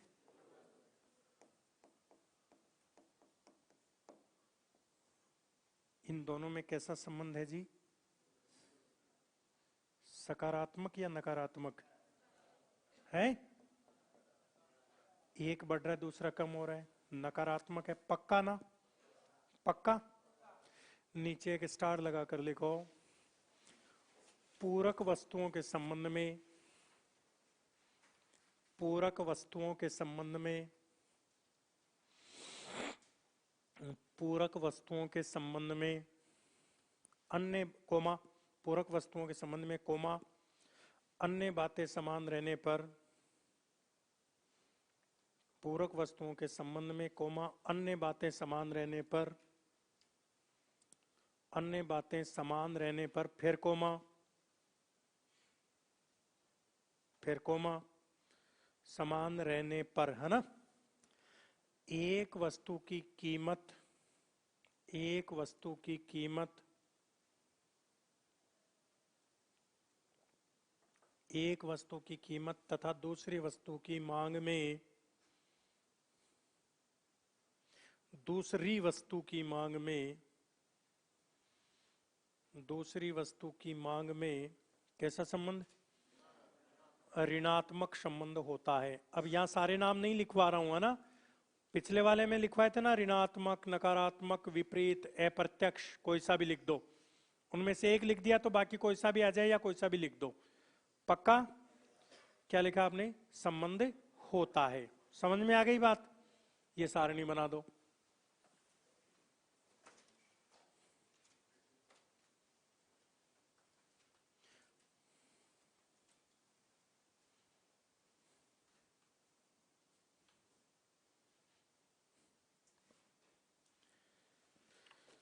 सारणी बना दो। पूरक वस्तुएं ले लो दो। कौन कौन सी? चाय और चीनी। चाय की कीमत बढ़ते ही चाय की मांग कम कर दोगे, इसलिए चीनी की मांग अपने आप कम हो जाएगी, है ना। तो चाय की कीमत बढ़ते चीनी की मांग क्या हो गई? कम हो गई। तो एक वस्तु की कीमत बढ़ने पर दूसरी वस्तु की मांग क्या हो गई? कम हो गई। कोई दिक्कत है इसमें?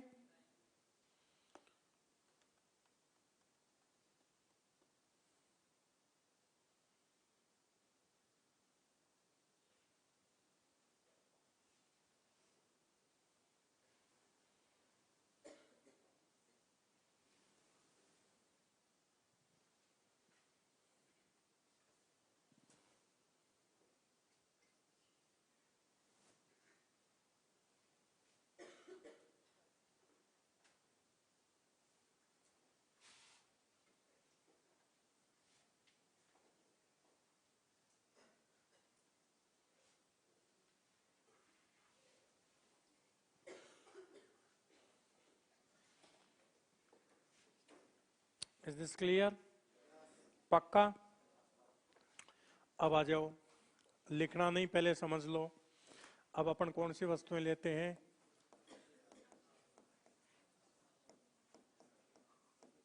स्थानापन्न या प्रतिस्थापन वस्तुएं।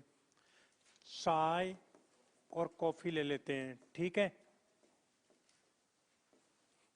चाय की प्राइस और डिमांड, कॉफी की प्राइस और डिमांड। बोर्ड पर देखो, एक वस्तु की प्राइस और दूसरी वस्तु की डिमांड में संबंध देखना है, लेकिन अन्य बातें समान रहेंगी। यानी इसकी प्राइस में चेंज नहीं होगा, इसकी प्राइस में चेंज होगा, उसका प्रभाव कॉफी की डिमांड पर देखेंगे। क्लियर? चाय 200 रुपए किलो थी, तो आप कितनी चाय? 2 किलो चाय की डिमांड कर रहे थे। कॉफी 500 रुपए किलो थी उसी टाइम, तो आप 2 किलो कॉफी की भी मांग कर रहे थे। आपके घर में 2 किलो चाय, 2 किलो कॉफी, 4 किलो से काम चल रहा था। समझना इन चीजों को। चाय की कीमत कम होकर कितनी हो गई? अब आप चाय क्या करोगे? नियम के अनुसार यही करोगे। इसकी कीमत में प्रभाव नहीं पड़ेगा क्योंकि स्थिर रखना है। अब आपके घर में 4 किलो की जरूरत होती थी, 3 किलो चाय खरीद ली, तो कॉफी कितनी खरीदोगे? पक्का? एक वस्तु की कीमत क्या हो गई? एक्स वस्तु की प्राइस क्या हो गई? दूसरी वस्तु की डिमांड क्या हो गई? वाई वस्तु की डिमांड क्या हो गई? दोनों में कैसा संबंध है? सकारात्मक संबंध है। कैसा संबंध है कि नहीं है? एक कम हो रही है, दूसरी भी कम हो रही है। भाई, एक के कम होने से दूसरी बढ़े या एक के बढ़ने से दूसरी कम हो, तो संबंध कैसा? ऋणात्मक। दोनों बढ़े या दोनों कम हो तो संबंध कैसा? धनात्मक। इज दिस क्लियर ना? पक्का ना? कोई दिक्कत? अरे भैया, आपके घर में कितनी चाय और कॉफी की जरूरत थी? 4 किलो की जरूरत थी। कितनी की? 4 किलो की जरूरत थी। पहले आप 2-2 खरीदते थे। अब जैसे ही चाय की कीमत कम हुई, चाय 3 किलो खरीदने लगे, तो कॉफी कितनी? 1 किलो ही खरीदोगे। कॉफी की कीमत में परिवर्तन नहीं हुआ, लेकिन फिर भी कॉफी की मांग में परिवर्तन हो गया। किसके कारण? उसकी संबंधित वस्तु में कीमत के कारण, तो संबंधित वस्तुओं की कीमतें भी मांग को प्रभावित करती हैं। पक्का? चलिए लिखिए, नीचे एक और स्टार लगाकर लिखिए, स्थानापन्न वस्तुओं के संबंध में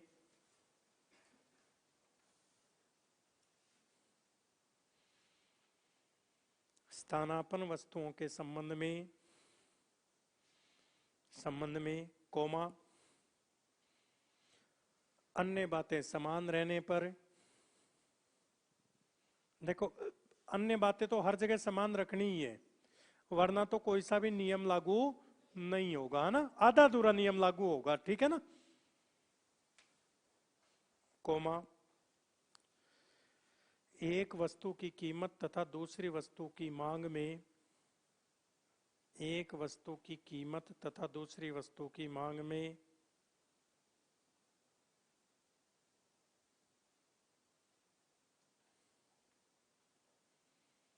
दूसरी वस्तु की मांग में कैसा सकारात्मक संबंध होता है।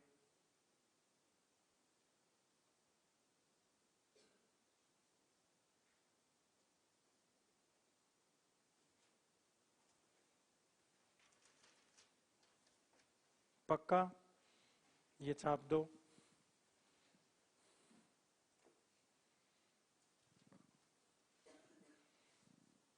स्थानापन्न वस्तुएं ले लो। स्थानापन्न वस्तुएं कौन कौन सी? चाय और कॉफी, चाय की प्राइस और डिमांड, कॉफी की प्राइस और डिमांड। एक वस्तु की डिमांड प्राइस कम करोगे तो उस वस्तु की तो डिमांड बढ़ेगी, लेकिन उसकी स्थानापन्न वस्तु की डिमांड क्या हो जाएगी? कम हो जाएगी। हो गई ना? माय डियर बिटिया, मैंने तो 150 लिखा है, तू 300 क्यों लिख रही है? I don't know. वो पिछले वाला एग्जाम्पल सेम डिट्टो उठा रही है, तो फिर उसको उठाए तो वहां 300 लिख और उधर 1.5 किलो लिख और उधर 2.5 किलो लिख। कॉफी 2.5 किलो खरीदेंगे ना फिर, क्योंकि चाय 1.5 किलो खरीद रहे हैं 300 रुपए कीमत होने पर, है ना। हाँ जी, समझ में आ रहा है क्या? अब तो चल रहे हैं। लिख दिया। अब देखो याद करवा देता हूं, इतनी ज्यादा गहराई से सोचने की जरूरत नहीं। पहले भी बोला था कि रिलैक्स होके बैठ जाओ, मैं याद करवा दूंगा। नियम नहीं है, केवल याद करवाने के हिसाब से बता रहा हूं। वस्तुएं कौन सी? एक तो पूरक,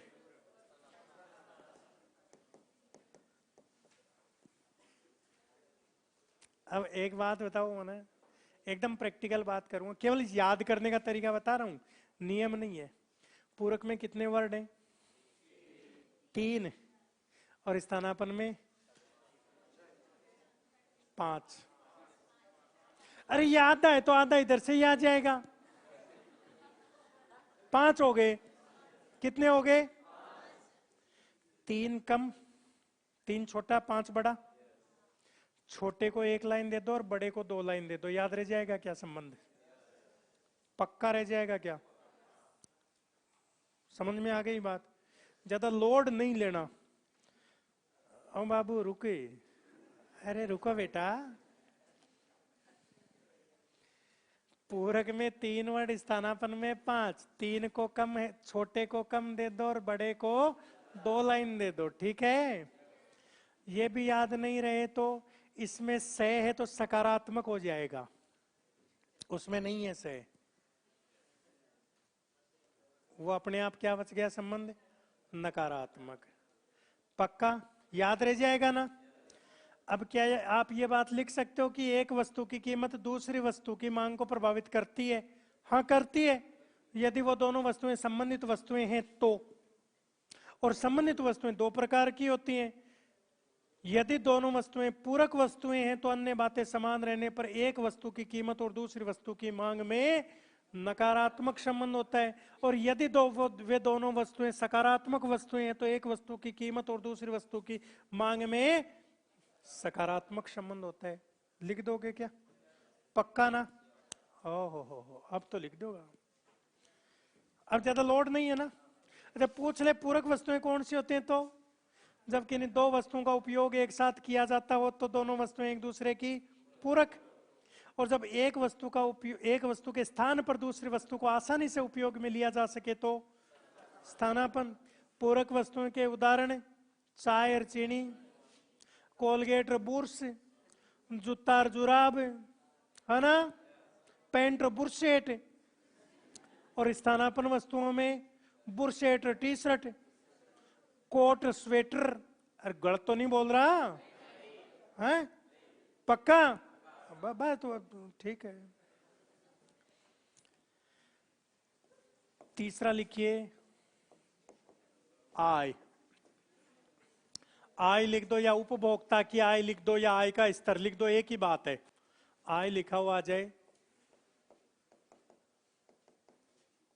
या उपभोक्ता की आय लिख दो या आय का स्तर लिख दो, लेवल ऑफ इनकम।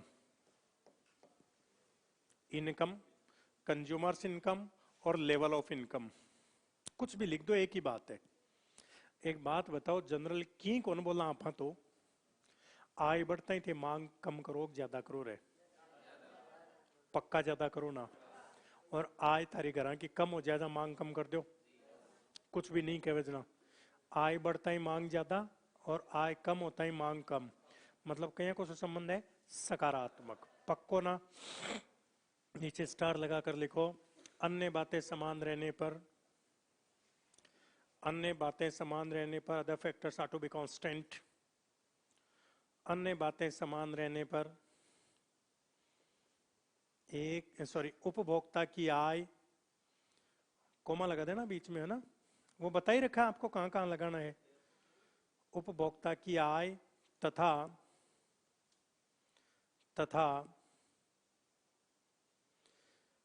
मांग में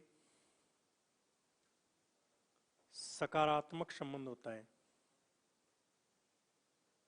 सकारात्मक संबंध होता है। सकारात्मक लिख दो, धनात्मक लिख दो, प्रत्यक्ष लिख दो, एक ही बात है ना, कोई दिक्कत तो ना है। सकारात्मक संबंध होता है। अब इसको सिंबलिक लैंग्वेज में कैसे लिखोगे? देखो एक बार बोर्ड पर देखो, डिमांड को डी से दर्शाते हैं, प्राइस को पी से दर्शाते हैं, इनकम को किससे दर्शाएंगे? वाई से दर्शाते हैं, आई से नहीं। आई से, इस वाली आई से तो दर्शाते हैं इंटरेस्ट रेट को, और इस वाली आई से दर्शाते हैं इन्वेस्टमेंट को, समझ रहे हो? इसलिए आई खाली नहीं है, इसलिए आई की जगह वाई काम में लिया जाता है सिंबलिक लैंग्वेज में, ठीक है ना? बताऊं मैं तो, और बेरो तो था नहीं, पता तो आपको पहले से, मैं तो खाली बता रहा हूं। हाँ, जैसे ही आपकी इनकम बढ़ेगी आप डिमांड क्या कर दोगे, और आपकी इनकम घटेगी तो डिमांड क्या कर दोगे, पक्का। हाँ, सिंपल लिख लो, simple economics is very simple. देखो इकोनॉमिक्स के टुकड़े करके पढ़ोगे ना, छोटे छोटे टुकड़ों में बांट के, तो ये बहुत सिंपल है, और नहीं तो नहीं है। नहीं तो इकोनॉमिक्स की एज गुतान बेरो ही है। फिर लिख दिया, पक्का। अब देखो, वस्तुएं दो प्रकार की होती हैं। वस्तुएं कितने प्रकार की होती हैं? दो प्रकार की होती हैं। अब देखना, खड़े होना, तू बोल दे रहा हो खड़े हो, तू बैठ, तेरे दर्द हो गया उसी, तू खड़े होना। तुमने घड़ी बहुत अच्छी पहन रखी, दिखा दिखा। ये घड़ी अच्छी है कि घटिया है? अरे तुम मत बोलो ना, तुम क्यों बोल रहे हो? वो कौन बोला घटिया? बढ़िया ले आओ, लाके दे दो। ये घड़ी देखो सुनना, देखो या तो सुनो, ये घड़ी अच्छी है कि, मतलब अच्छी मतलब उत्कृष्ट, और घटिया मतलब निकृष्ट, समझना। अच्छी मतलब उत्कृष्ट, घटिया मतलब निकृष्ट। ये घड़ी उत्कृष्ट है या निकृष्ट है? उत्कृष्ट है, ये यही बोलेगा उत्कृष्ट है। अच्छा, आ घड़ी 2,62,000 रुपए की है, राडो, उत्कृष्ट है या घटिया है? उत्कृष्ट है। कोई भी वस्तु ना उत्कृष्ट होती है ना निकृष्ट होती है, अकेली वस्तु। जब तक किसी के साथ उस वस्तु की तुलना नहीं की जाए तब तक ना उत्कृष्ट होती है ना निकृष्ट होती है। तुलना करने पर अपेक्षाकृत निम्न गुणवत्ता की वस्तु निकृष्ट होती है और अपेक्षाकृत उच्च गुणवत्ता की वस्तु उत्कृष्ट होती है। ठीक है।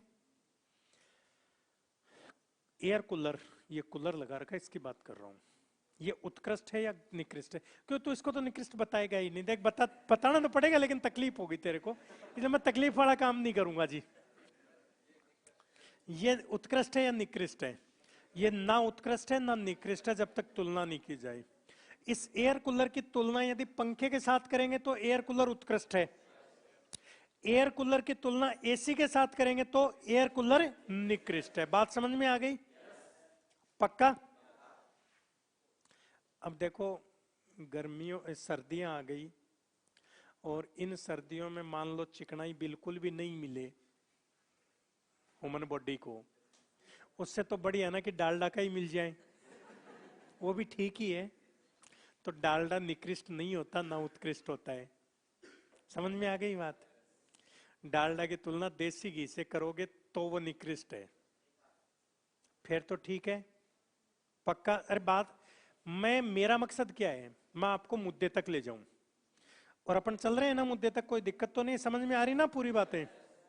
तो दो तरह की वस्तुएं होती हैं, लिखिए, इसी में आगे एरो डालकर लिखिए। वस्तुएं दो प्रकार की होती हैं।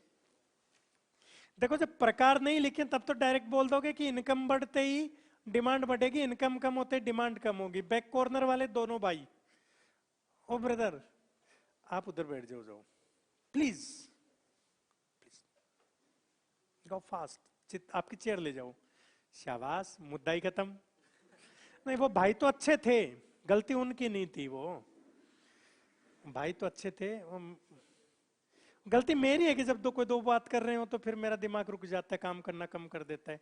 गलती मेरी है, उनकी नहीं है वो, इसलिए मैंने भेज दिया। देखो क्या लिखा आपने, दो प्रकार के होते हैं, डेस लगा दो। नीचे पहली लिखिए आप,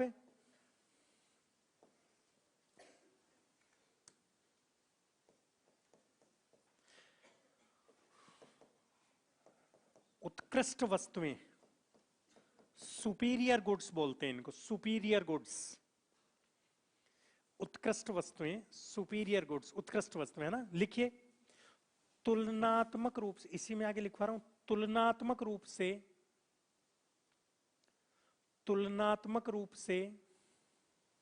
उच्च गुणवत्ता की वस्तुएं या उच्च गुणवत्ता वाली वस्तुएं, तुलनात्मक रूप से उच्च गुणवत्ता वाली वस्तुएं अब इतने से मैं समझ जाओगे। सेकंड लिखिए, निकृष्ट।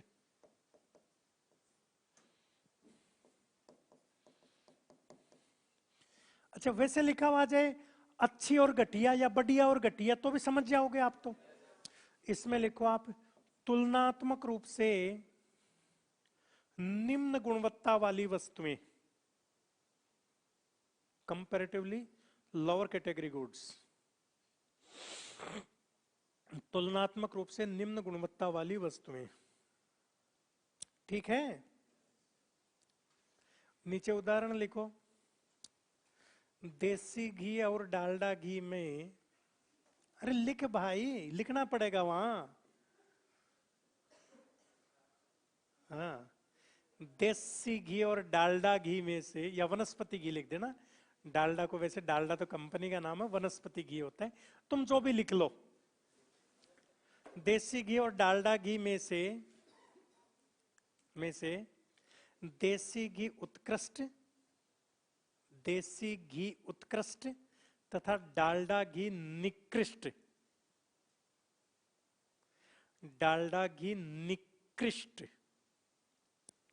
वस्तुएं होती हैं। अब बात समझ में आएगी क्या? पक्का? अब सुन लो जना, आपकी इनकम और डिमांड डालडा की। और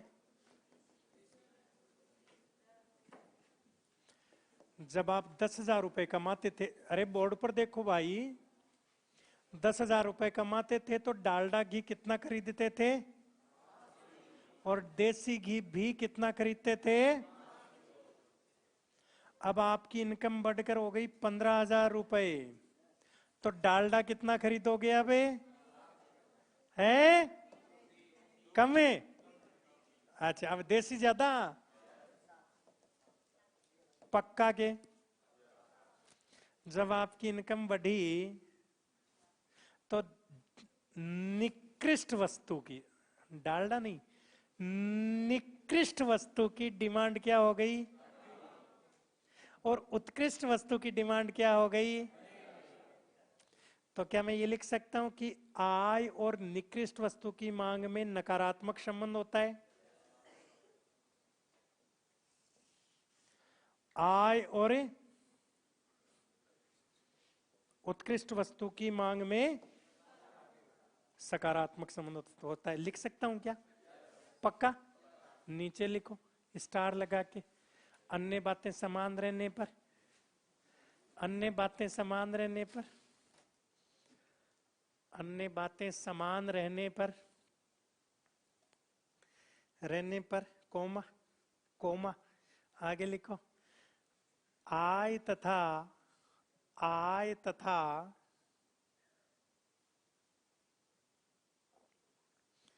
आय तथा निकृष्ट वस्तुओं की मांग में,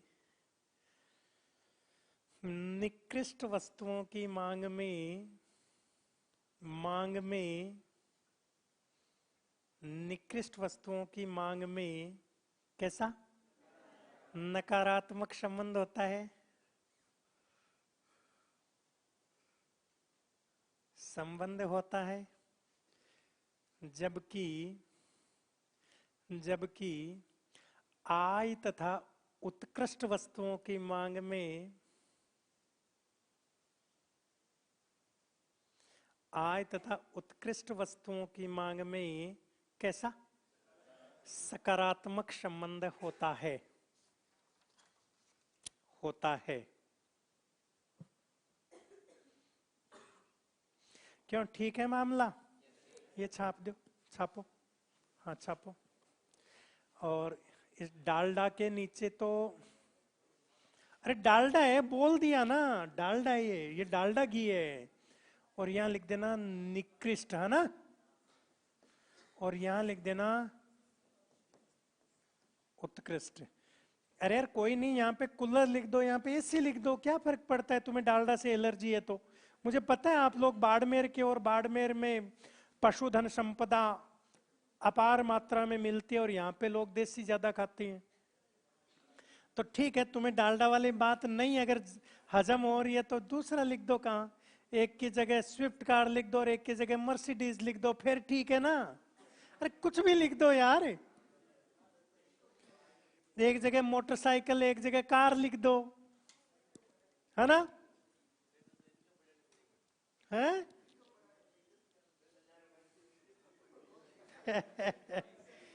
देखो जब आप कार पे जाओगे तो बिंदियां दो और लगा दो, बिंदियों की क्या वैल्यू है, लगाते जाओ।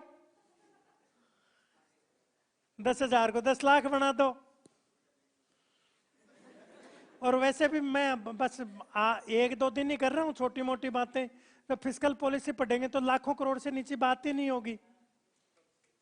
1 लाख करोड़ का बजट, 40 लाख करोड़ का बजट,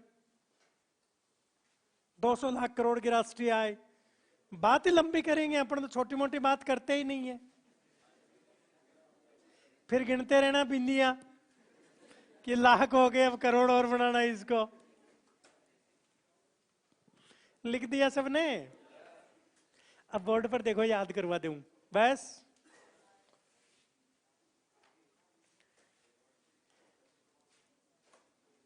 कबूतर के आंख बंद कर लेने से बिल्ली को दिखना बंद नहीं होता।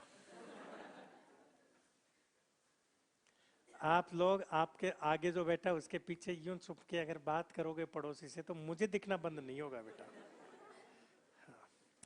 तुम तो बाण में तिरान में बैठे हो, 2000 बच्चे भी बैठते हैं, वहां भी पूरा दिखता है। इसलिए वहम मत पाल तू, है ना? ठीक है। देखो थोड़ी देर पहले क्या था, केवल वस्तु की बात थी।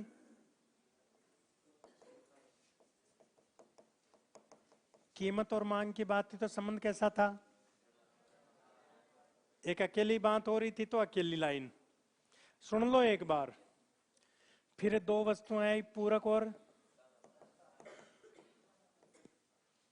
पूरक छोटा है तो एक लाइन और स्थानापन्न बड़ा है तो दो लाइन। या ऐसे भी कर सकते हो, स्थानापन्न में से है तो सकारात्मक, इधर नहीं है तो नकारात्मक। अभी क्या वस्तुएं हैं?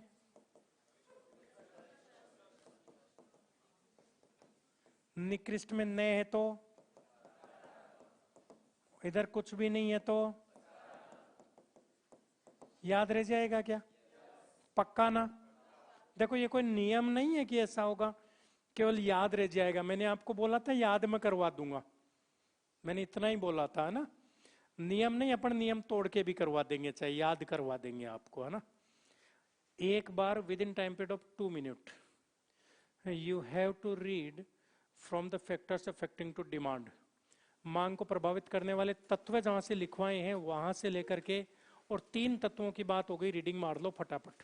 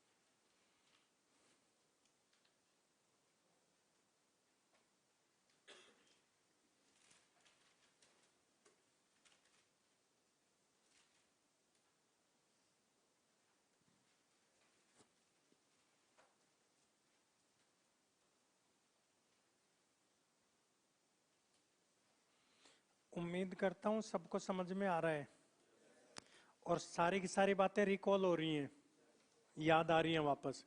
घर पे एक बार केवल रीडिंग मारना है, याद नहीं करने बैठना, हो जाएगा पक्का, हो जाएगा ना? दिक्कत तो ना है कोई? ठीक है। 4 नंबर डालकर लिखो आय का वितरण।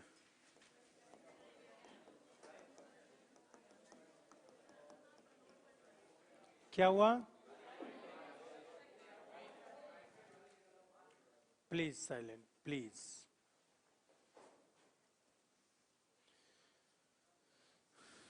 ये टॉपिक खत्म हो जाता अगर आप लगभग 10-12 मिनट दे देते तो।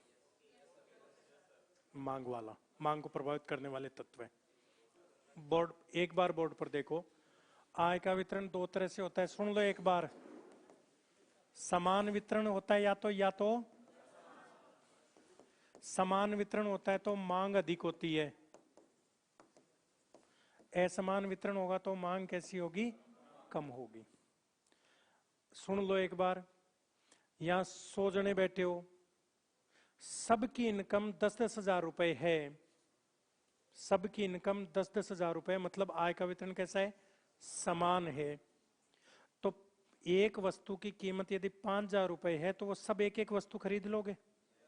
कितनी वस्तुओं की मांग होगी? 100 वस्तुओं की मांग होगी। अब इनकम का असमान वितरण करते हैं, सबकी इनकम, बाकी सबकी इनकम 3-3 हजार है, और इन 4 लोगों की इनकम है वो 3-3 लाख है। ये आय का वितरण समान हो गया। तुम 96 लोग तो खरीद ही नहीं पाओगे, ये 4 लोग खरीदेंगे जम के।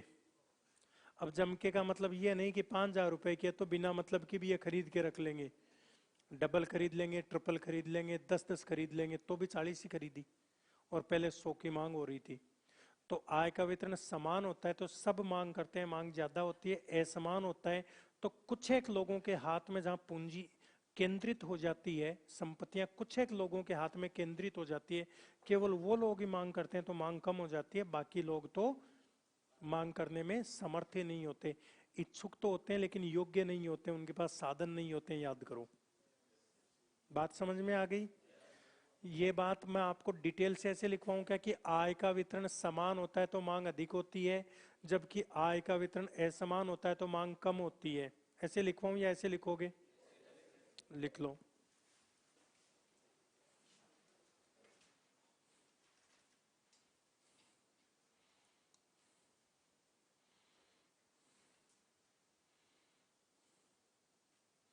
वहां ऐसा नहीं लिखना है पेपर में, पेपर में इसको लैंग्वेज दे के लिख देना, ठीक है ना? नहीं, बाद में लिखो, पहले लिखो, वहां लिखना जरूरी है। बात समझ में आ गई क्या? मुद्दा इतना ही है। अब सुन लो,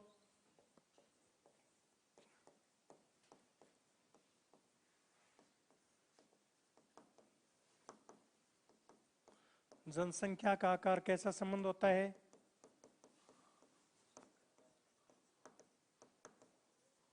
क्यों होता है? जनसंख्या ज्यादा होगी तो, और जनसंख्या कम होगी तो? पक्का ना? अरे जिस घर में 3 आदमी है वो 3 क्विंटल की मांग करेंगे, 11 आदमी तो 11 क्विंटल की मांग करेंगे, नहीं करेंगे क्या? पक्का ना? जनसंख्या बढ़ने के साथ मांग भी बढ़ती है, जनसंख्या कम होने के साथ मांग भी कम होती है। मिटा दूं? ये लिख लिया सबने? अगला लिखो, जनसंख्या की संरचना।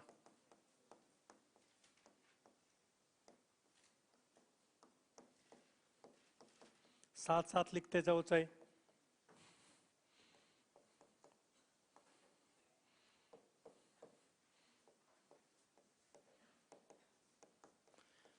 जहां वृद्ध व्यक्ति अधिक हैं वहां मांग किसकी होगी? बोलो।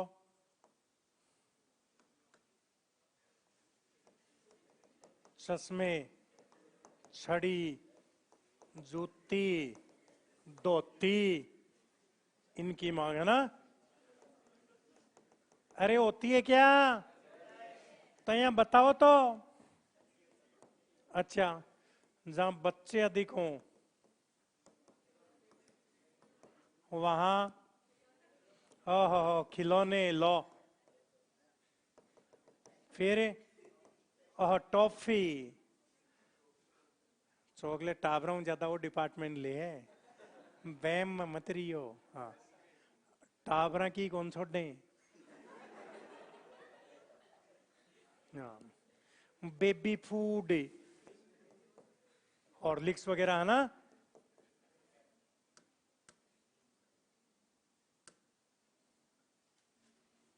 इनकी मांग ज्यादा होती है। लिख लो लिख लो।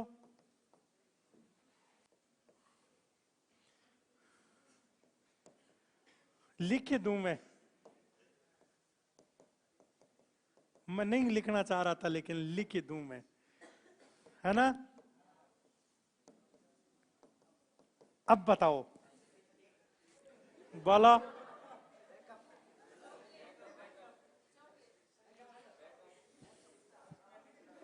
तनवीर ना?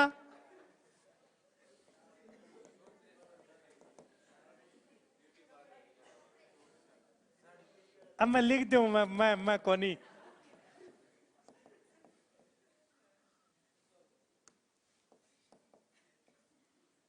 कॉस्मेटिक आइटम्स, अब ठीक है।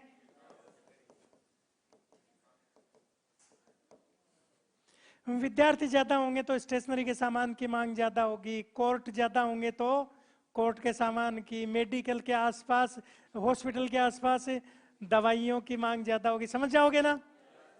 किस कैटेगरी के लोग ज्यादा हैं उस कैटेगरी की वस्तुएं की मांग ज्यादा होगी। ठीक है, लिख दिया सबनों?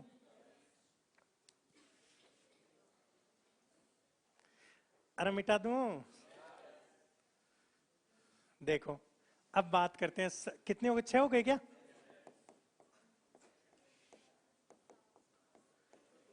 देखो सरकार 2 तरह की नीति बनाती है। अनुकूल नीति बनाती है। अनुकूल नीति बनाती है तो टैक्स तो कर देती है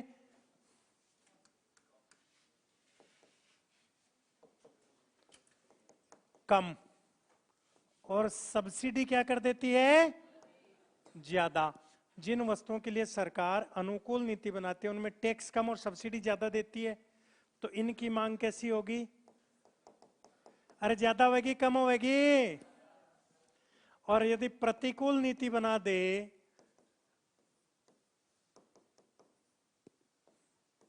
तो सरकार प्रतिकूल नीति में क्या करती है? टैक्स बढ़ा देती है और सब्सिडी तो देती नहीं है या कम कर देती है। इससे मांग क्या होगी? क्या बात बन गई?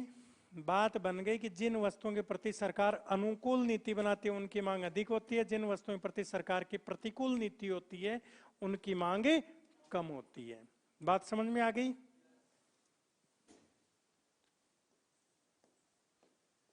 अगली बात करते हैं मुद्रा की मात्रा।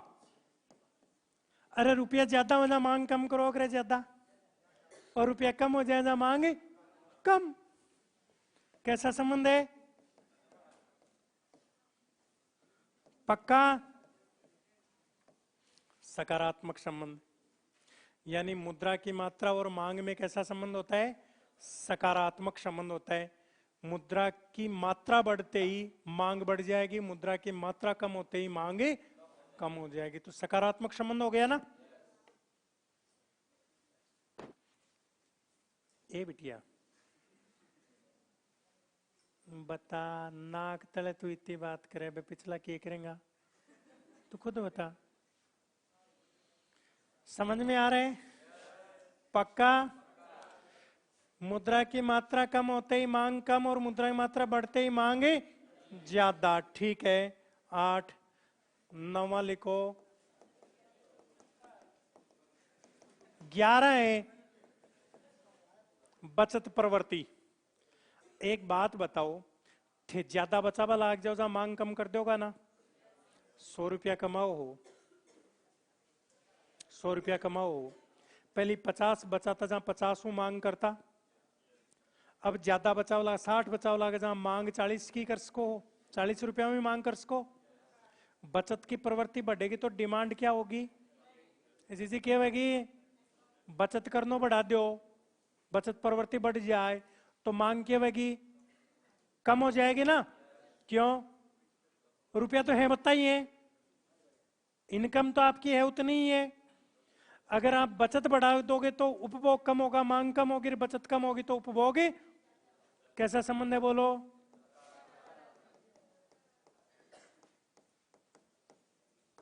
अच्छा जी,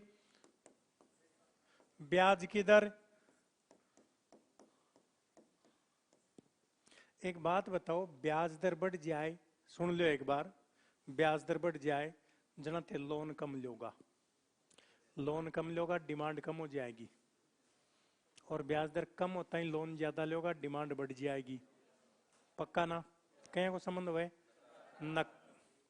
अरे ब्याज दर बढ़ता ही लोन कम लोगा डिमांड कम होगी, कहीं को संबंध नकारात्मक।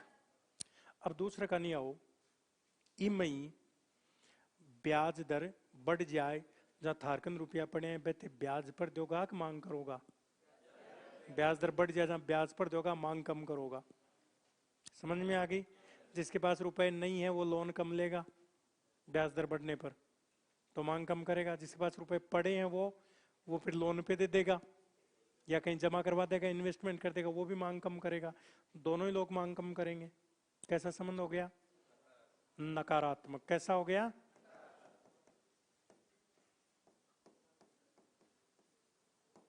यानी ब्याज दर बढ़ते ही मांग कम होगी और ब्याज दर कम होते ही मांग ज्यादा हो जाएगी।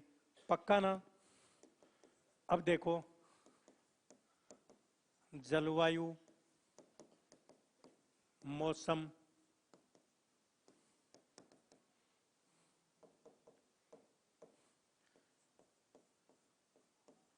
सर्दी में बताओ क्या की मांग ज्यादा हुआ है?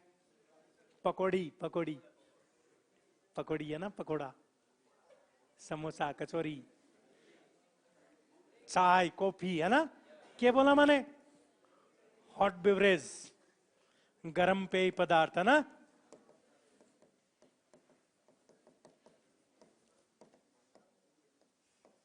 ऊनी कपड़े, लिख दूंगे, एक और लिख दूंगे, के पकौड़ी, तुम लिख लेना।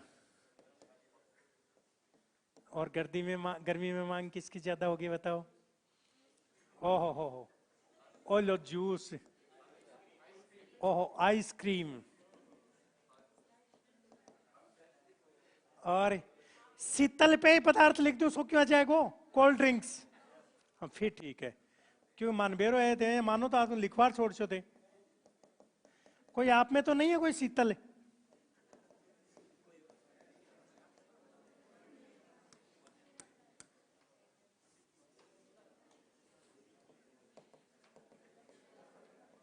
और सूती कपड़ा लिख दूं,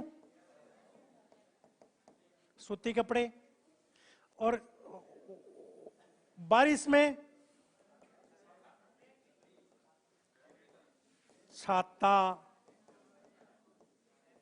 रेनकोट, इनकी मांग ज्यादा होती है। लिख लिया? अब लास्ट एक बची है, लास्ट एक 12 नंबर डालकर लिखो। ये 11वीं लिख ली हो तो ये लिख ली। 12वीं लिखो, रुचि, रुचि, रुचि, रुचि, इंटरेस्ट। आपका इंटरेस्ट किसमें है?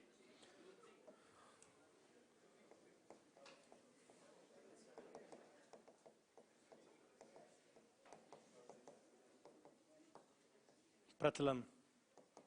अब देख, आप बहुत गहरी बात है, समझ वाली बात है यार, लिख लो फटाफट, लिख लो, लिख लो, लिख लियो। अब देखो, पहली मैं हमारा टाइम की बात बता रही हूं। अठों में एकदम टाइट पैंट, ऊपर से नीचे से ये 28 की मोरी, जिसको भी देखो बेल बॉटम, फैशन में थी। अरे वो शशि कपूर, वो अमिताभ बच्चन नहीं आते थे बेल बॉटम पहन के? तो उसको देखो देखो देखो देखी तो होता है सारा काम अपने इंडिया में। तो जिसको भी देखो बेल बॉटम।